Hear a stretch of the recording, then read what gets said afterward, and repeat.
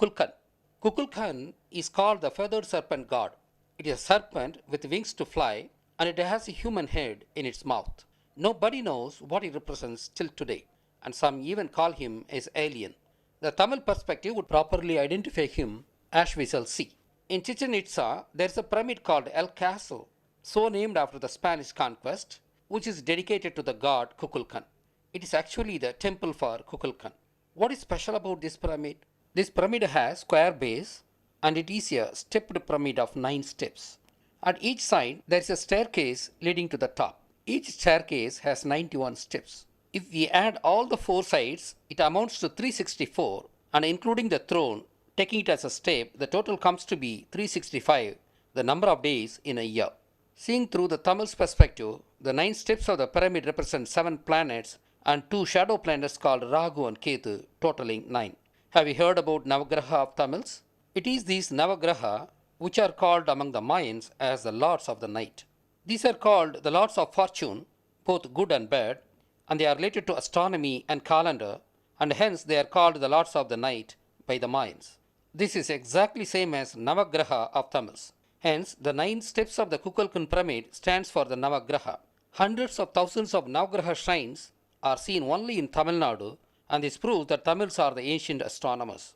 The central Graha of the 9 Grahas is Sun, and hence Tamils knew heliocentric universe more than 4,000 years ago. The Kukulkan pyramid is so oriented and designed that on both summer and winter equinoxes, the passing daylight shadow of the 9 steps falls on the side wall of the staircase to create an illusion of a snake descending from the top. The end of the staircase wall on the ground is shaped like the head of a snake. In the vicinity of the Kukulkan pyramid, there is also a pyramid called El Karakal, which is an astronomical observatory. All these things suggest that Kukulkan is related to astronomy and creation of calendar.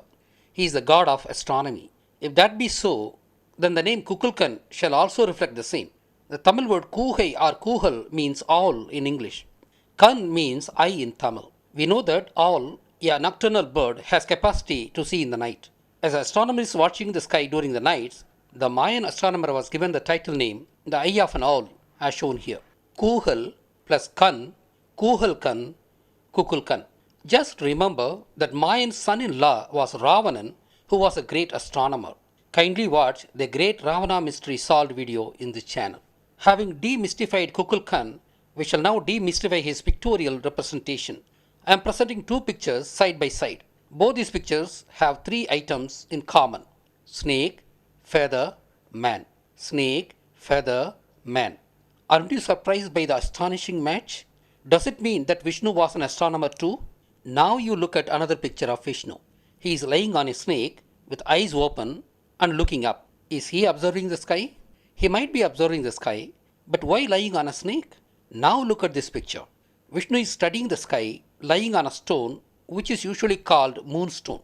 The stones used for observing the sky is traditionally called moonstone, that is Nilakal in Tamil, as moon is the earliest astronomical object studied by man. Observing these 2 pictures, we understand that moon was metaphorized as snake. This is a very interesting fact. Moon is subjected to gravitation not only by Earth but by all the heavenly objects. Except Sun and Earth, which individually exert almost non-varying gravitational force as a function of time, all other planets' force on moon is changing both in direction and in strength individually. Hence, net force on the moon is a complicated dynamics, and hence moon moves in a snake-like circular trajectory around the earth. That is the reason Vishnu metaphorized moon as a snake. I request you to watch part 4 Vishnu video in this channel for a thorough treatment of this subject. As I had already established that Vishnu was an astronomer in the year 2013 through part 4 Vishnu video, it was very easy for me to establish the identity of Kukulkan. Hence, we have established that Kukulkan was nothing but Vishnu, the astronomer.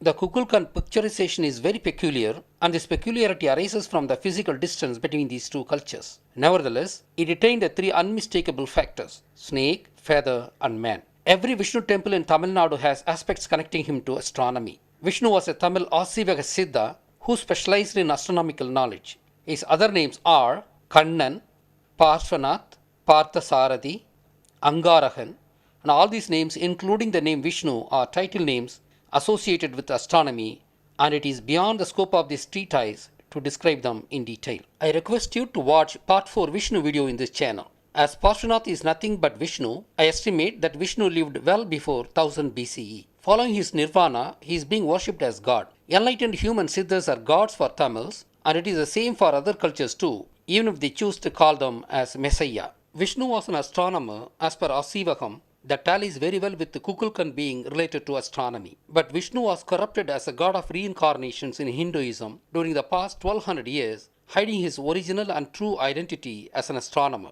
Vishnu reincarnates as Dasavatars solely to hide all aspects of Asivakam and to connect other gods of North India to Hinduism. This distortion, calling him as the god of incarnations, also spread to the Mayans through trade relations with the Tamil soil, as shown in the video clipping. Another extremely important god was Kukulkan. He was the god of reincarnation and resurrection.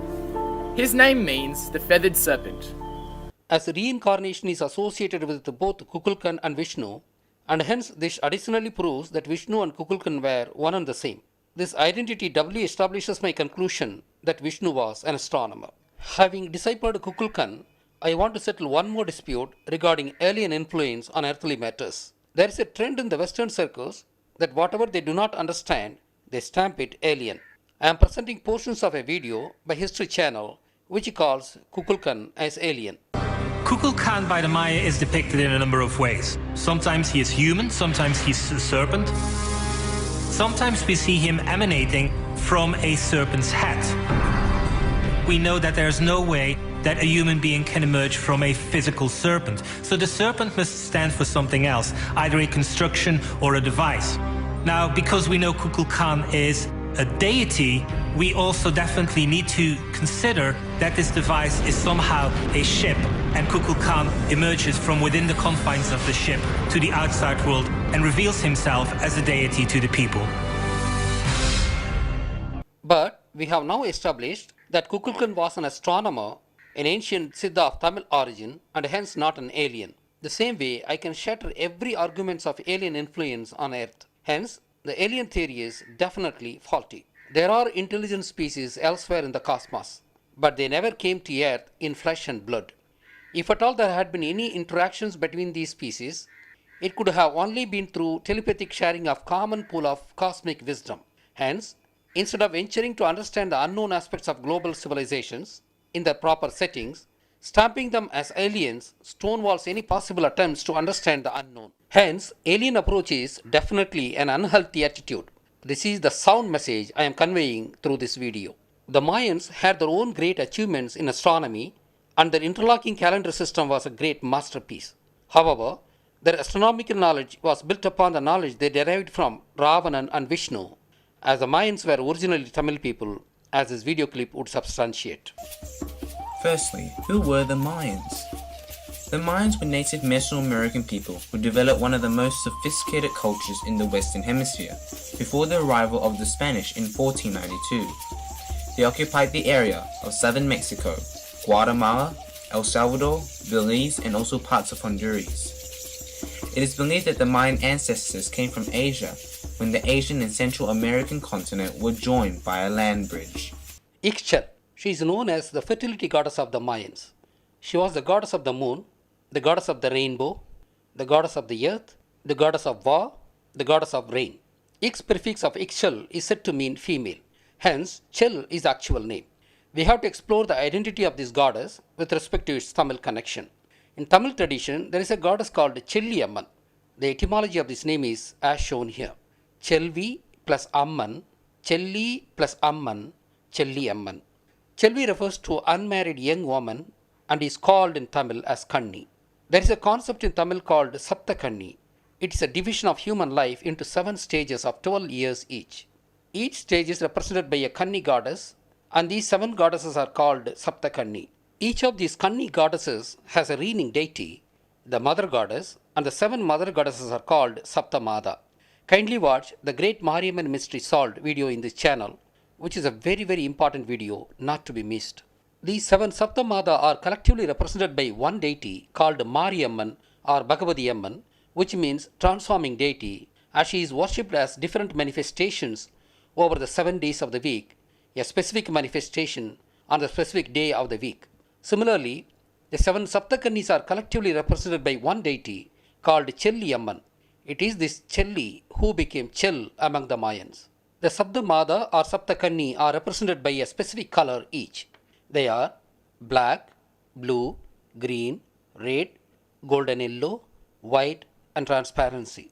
The goddesses Mariamman or Chelliyamman are called fertility goddess and the goddess of colors. Each Sabdamada is the reigning deity of the specific planet. At this point, remember the attributes of Mayan goddess Chell. She is a fertility goddess, like that of Tamil Chinthanaiyalar. She is the goddess of the rainbow, which actually means that she was the goddess of the colors like Chelliyamman.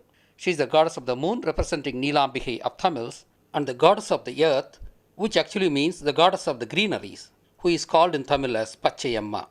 She was the goddess of the war, just like Kali of Tamil, who is one of the manifestations of Chelliyamman. Chell was called as goddess of rain, shown as emptying a pot of water, and Mariamman was also goddess of rain for Tamils, the distortion introduced by the Indo-Aryans, which had spread to the Mayans also.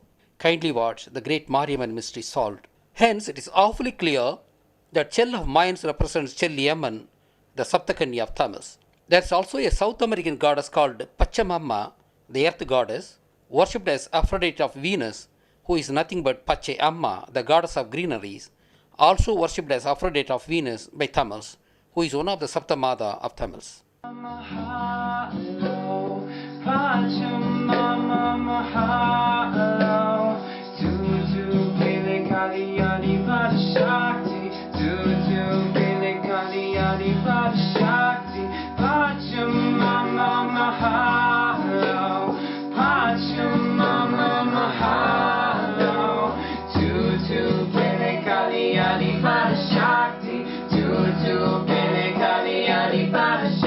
Hence, Tamil's ancient way of life called Asivagam had spread to all parts of the world.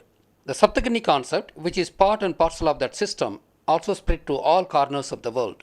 We see them among Sumerians as Anunnaki, among Judaism, Christianity, and Islam as angels, among Mayans as Chell, among Chinese and Japanese as seven gods of luck, among Easter Islanders, etc. We have established without an iota of doubt that all the five Mayan gods mentioned here were actually of Tamil origin.